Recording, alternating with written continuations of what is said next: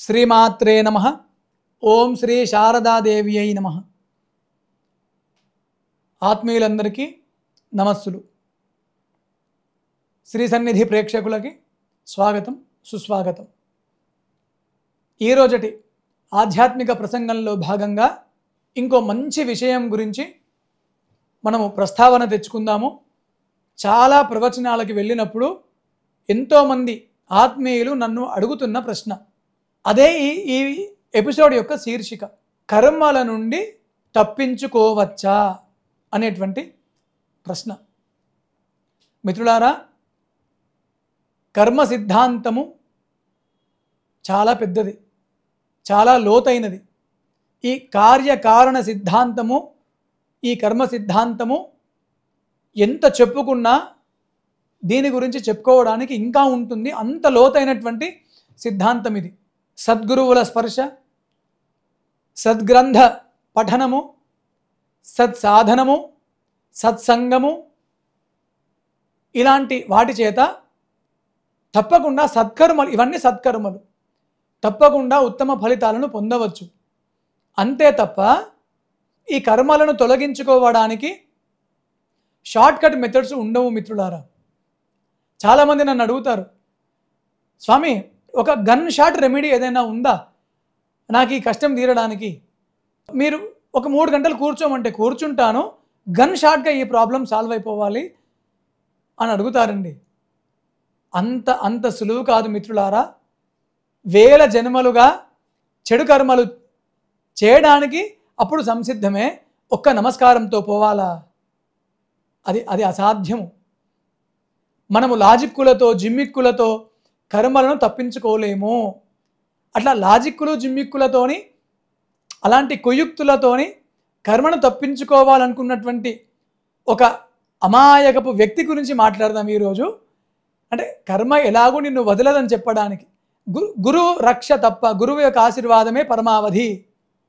అయితే ఒకసారి ఒక ప్రాపంచికుడు, ఎంతోమందిని చూస్తున్నాం ఈ రోజులలో, మాయమాటలు చెప్పి, బురిడి కొట్టించి, ఏదో తాత్కాలికంగా సంతోషంని కలిగించే మాటల్ని చెప్పి బుట్టలో వేసుకొని స్వప్రయోజనాలను తీర్చుకుంటున్నటువంటి మనుషుల గురించి చూస్తున్నాము. అలాంటి ఒక ప్రాపంచిక వ్యవహారికుడు. సరే, రోజు మాదిరే ఎప్పుడు ఆయన విధానమే అది. ఉదయం లేవాలి, బయటకు వెళ్ళాలి, ఏదో మోసపూరిత 4 కళ్ళిబుల్లి మాటలు చెప్పాలి, సంపాదించుకొని ఇంటికి రావాలి.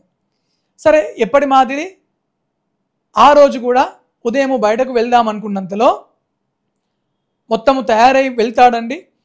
కాలింగ్ బెల్ మోగినట్లు ద్వారము తీయగానే నల్ల దుస్తులు వేసుకొని అతడి ద్వారం ముందు యమదూతలు నిలబడతారు. నిలబడి వాళ్ళు అంటారు, అంటే నేను మీకు అర్థం కావాలని చెప్పి గమ్మత్తుగా మాట్లాడుతున్నా, మేము రికవరీ సెక్షన్ నుంచి వచ్చాము, మా బాస్ పంపించాడు, రికవరీ సెక్షన్లో మొదటి పేరు, ఈ ఫైల్లో మొదటి పేరు మీదే ఉందని చెప్పినట్లు యమదూతలు చెప్తారు. ఈ మాయ ప్రాపంచికుడితో యమదూతలు అంటారు, మేము యమదూతలము, ఈరోజటి మాకు ఇచ్చినటువంటి వర్కులో మొదటి పేరు నీ పేరే ఉంది నాయన, నేను తీసుకుపోవడానికి వచ్చామని చెప్తారు. ఇది మా పెద్దలు నవ్వుతూ చెప్పేది, కానీ కర్మ నుంచి తప్పించుకోలేరని చెప్పడానికి వాళ్ళు నవ్వుతూ గమ్మత్తుగా చెప్పిన కథ మీతో పంచుకుంటున్నాం. అయితే బాబు, మేము యమదూతలము, మొదటి పేరు నీదే ఉంది ఫైల్లో, మాతో వచ్చేయాలని చెప్తే, ప్రపంచాన్ని మోసంతో బురిడి కొట్టించిన మనిషి కదా, ఇక చూశాడు ఏదో చెయ్యాలి జిమ్మిక్కు ఇక్కడ అనుకొని యమదూతలను పొగడడం మొదలుపెట్టాడు. వారెవ్వా, అంత దూరంలో ఉన్న యమలోకం నుంచి ఇక్కడ దాకా మీరు వచ్చారంటే సామాన్యం కాదు, మేము తక్కువ వాళ్ళు కాదు, మీరు మహానుభావులు, ఇక్కడ దాకా వచ్చారు, ఎలాగో నన్ను తీసుకెళ్తారు, కాస్త లోపలికి రండి, నా ఆతిథ్యాన్ని తీసుకోండి అని చెప్పి లోపల కూర్చోబెట్టారు. కూర్చోబెట్టి లోపలికి వెళ్ళాడు ఈ మాయా వ్యవహారికుడు, మాయా ప్రాపంచికుడు. గట్టిగా జాజికాయ నూరి చిక్కటి పాలు చెరో గ్లాస్ పోసాడు. యమదూతలు పాలు తాగారు. తాగిన తర్వాత జాజికాయ కదండి, గట్టిగా జాజికాయ చక్కెర దట్టించి కొట్టేశారు. దానిలో కాస్త మత్తుగా అనిపించి యమదూతలు అంటున్నారట ఈ ప్రాపంచికుడితో, నాయన కళ్ళు కాస్త మూతలు పడుతున్నాయి, ఎలాగో వచ్చాము, మనం బయలుదేరదాము, ఒక్క 15 నిమిషాలు అట్లా కొనుగు తీస్తామని అన్నారట.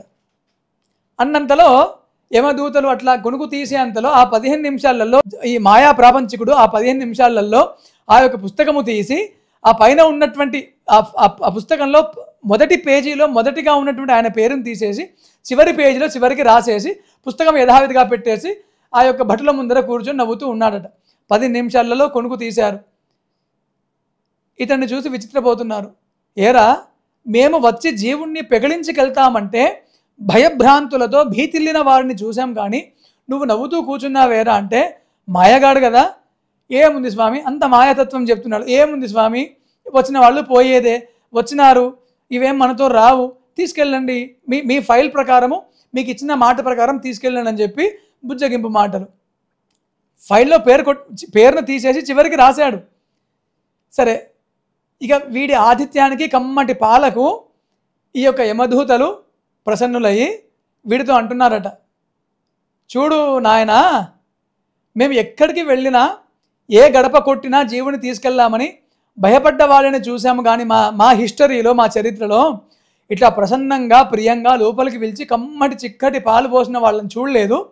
నిజంగా నీ ఆతిథ్యానికి మెచ్చాం మిత్రమా.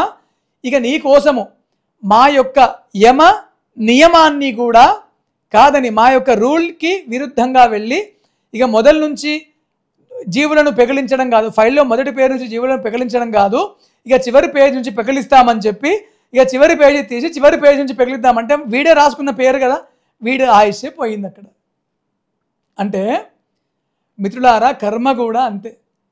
ఎన్ని ప్రాపంచిక జిమ్మిక్కులు చేసినా కుదరని పని. రెండే రెండు. అయితేనా ఒక దిక్కు ఆధ్యాత్మిక సాధన చేసి కర్మను ఎదుర్కొనే ధైర్యము, ఆ యొక్క మానసిక స్థైర్యాన్ని తెచ్చుకొని కర్మను స్వాగతించి దాన్ని అయిపోగొట్టుకోవడం మొదటి మార్గము. లేదా నీ యొక్క సాధన వల్ల ఆత్మజ్ఞాన విచారము చేత ఆత్మస్థితికి చేరుకొని ద్వంద్వము లేని, ద్వైతము లేని, 2, 3, 4 అనే బహుళత్వాలు లేని ఏకరస బ్రాహ్మణ స్థితికి చేరుకో. అప్పుడు 2, 3 లేవు కాబట్టి కర్మలు లేవు, బ్రాహ్మణ స్థితికి కర్మలు లేవు. సాక్షి సాధన చేసి అహం బ్రహ్మాస్మి అనే స్థితికి వెళ్ళు, ఏదైనా చెయ్యు. మానవ పరిధిలో, మానవ చైతన్య పరిధిలో నువ్వు ఉన్నావంటే కర్మలు అనుభవించాల్సిందే. జిమ్మిక్కులు లాజిక్కులు ప్లే చేయవు. అందుకే ఎప్పటికైనా గుర్తుంచుకోండి, సద్గురువుల యొక్క స్పర్శయే శ్రీరామ రక్ష. పాము కాటు, చీమ కాటు ద్వారా ఆపినట్లు సద్గురువులు వారి యొక్క శిష్యుల పైన అపారమైనటువంటి ప్రేమ చేత కర్మను కాస్తో కూస్తో కుదించగలిగేటువంటి శక్తి సద్గురువులకు ఉంటుంది. కర్మను అనుభవించాల్సిందే, కానీ కొంతలో కొంత దాని తీవ్రతను తగ్గించగలిగే శక్తి సద్గురువులకు ఉంటుండవచ్చు కాదు, ఉంటుంది. అందుకే సద్గురువు స్పర్శనే శ్రీరామరక్ష. కాబట్టి ఎన్ని చెప్పినా, ఎన్ని ప్రసంగాలు చెప్పినా సద్గురు స్పర్శయే, సాధు సత్పురుషులకు మనమిచ్చే గౌరవ మర్యాదలే మనకు శ్రీరామరక్ష అని తెలియపరుస్తూ సర్వే జనాః సుఖినో భవంతు. మీ శివప్రసాద శాస్త్రి.